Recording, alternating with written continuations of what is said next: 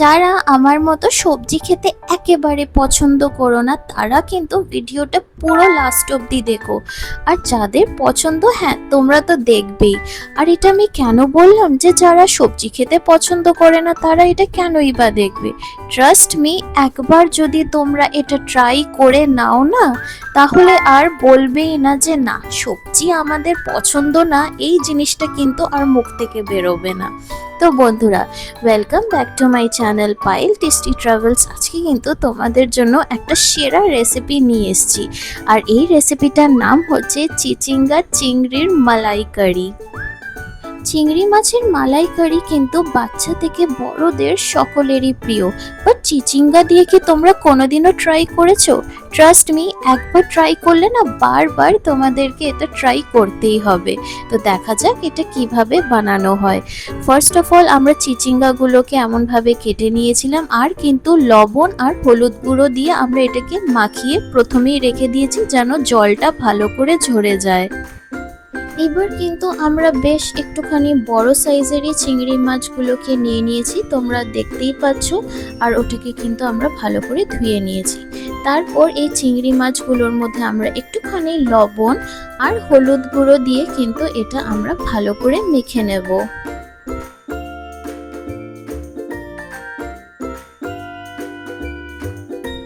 এবার আমরা একটা মশলা বানাবো, যেটার জন্য আমরা মিক্সচার গ্রাইন্ডারের মধ্যে প্রথমেই নিয়ে নিয়েছিলাম সাদা সর্ষে, তারপর এর মধ্যে আমরা পোস্ত নিয়ে নিয়েছিলাম, আর এর মধ্যে আমরা নিয়ে নিলাম হচ্ছে কালো সর্ষে।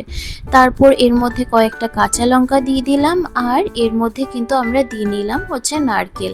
আর নারকেলটা কিন্তু ফ্রিজার ছিল, আর হ্যাঁ আমরা কিন্তু নারকেল অনলাইন অর্ডার করেছিলাম, এমন গ্রেটেড কোকোনাট, তো ওর জন্য কিন্তু কিউবসের মতো দেখতে লাগছে। তো একটুখানি এর মধ্যে জল দিয়ে ওটার একটা আমরা পেস্ট বানিয়ে নিলাম। এবার আমরা একটা কড়াই নিয়েছি, আর ওর মধ্যে আমরা দিয়ে দিলাম হচ্ছে সরষের তেল। তারপর তেলটা কিন্তু গরম হতেই আমরা এর মধ্যে চিংড়ি মাছগুলোকে দিয়ে দেব। আর চিংড়ি মাছগুলো কিন্তু একেবারে অল্প ভাজবো, এটা না যে খুব বেশি করে ভাজবো, তাহলে কিন্তু চিংড়ি মাছগুলো রাবারের মতো হয়ে যাবে আর ওই জুসিনেসটা থাকবে না। তো একেবারে কিন্তু আমাদেরকে চিংড়ি মাছগুলোকে হালকাভাবে ভেজে নিয়ে উঠিয়ে নিতে হবে।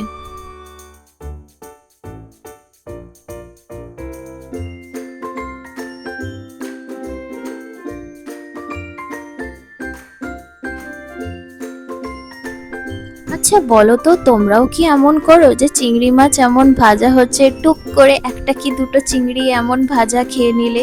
আমার তো খুব ভালো লাগে।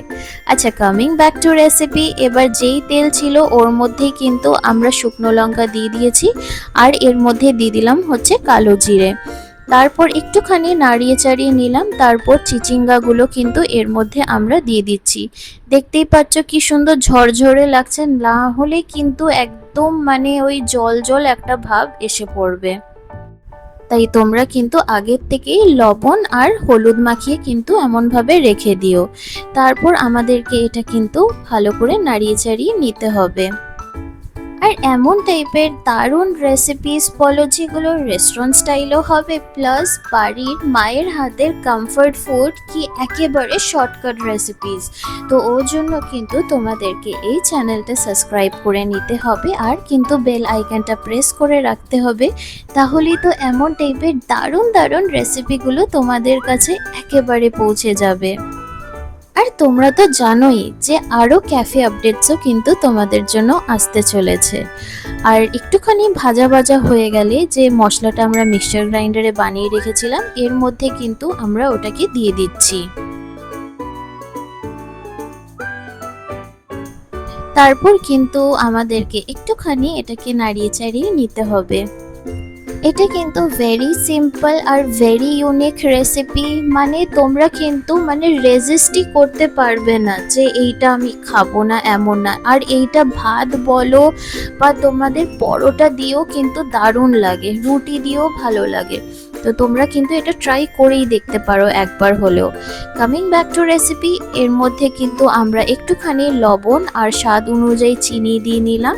তারপর যে মিক্সচার গ্রাইন্ডারের মধ্যে বাদবাকি মশলা ছিল ওর মধ্যে একটুখানি জল দিয়ে ওই মশলাটাও কিন্তু এর মধ্যে ঢেলে দিয়েছি। তারপর আবার এটাকে আমরা ভালো করে মিক্স করে নিচ্ছি।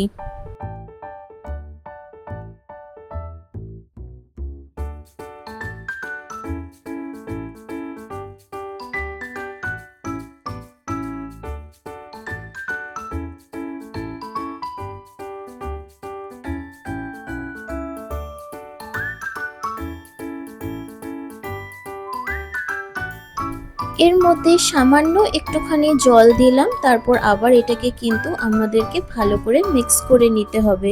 আমরা কিন্তু বেশি জল দেব না, কারণ জিনিসটা কিন্তু মাখা মাখা হবে, ওজন্য একটুখানি জল দিয়েছি।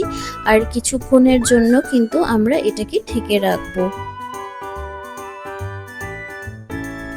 ঢাকাটা খুলে কিন্তু আবার এটাকে একটুখানি আমরা ভালো করে মিক্স করে নিচ্ছি। তারপর যে চিংড়ি মাছগুলো আমরা ভেজে রেখে দিয়েছিলাম, ওই চিংড়ি মাছগুলো কিন্তু এর মধ্যে আমরা দিয়ে দিচ্ছি।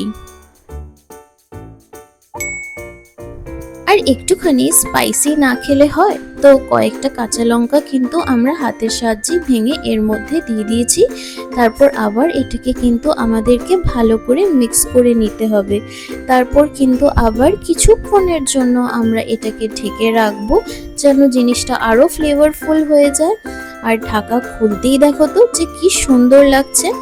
আবার একটু ভালো করে এটাকে আমরা মিক্স করে নেব।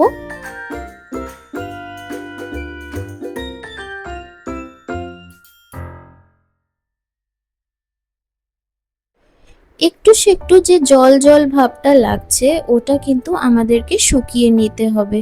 বাস আর কি, তাহলেই তো আমাদের এই চিচিঙ্গা চিংড়ি মাছের malai curry is totally ready. So if you like this recipe, then please do like and subscribe my channel and press the bell icon for more such amazing recipes. Trust me, বাড়িতে তোমরা একবার হলেও এটা বানিও। তোমরা নিজেরাই বলবে যে ভাই কি রেসিপি দেখিয়েছিস তুই। অনেস্টলি বলছি, এমনই লাগবে। বিকজ আমার নিজেরও কিন্তু ভেজিটেবল খেতে একেবারে ভালো লাগে না, বাট মা যখন বানালো, আমি নিজে এমনি এমনি কিন্তু মানে উইদাউট ভাত রুটি দিয়ে ছাড়াই কিন্তু খেয়ে নিচ্ছিলাম, এত ভালো লাগছিল। যাই হোক, রেসিপিটা বানিয়ে আমাকে কিন্তু কমেন্ট সেকশনে জানাতে একবারে ভুলবে না যে তোমাদের এই রেসিপিটা কেমন লাগলো। And thank you for watching my video. Bye everyone, have a good day.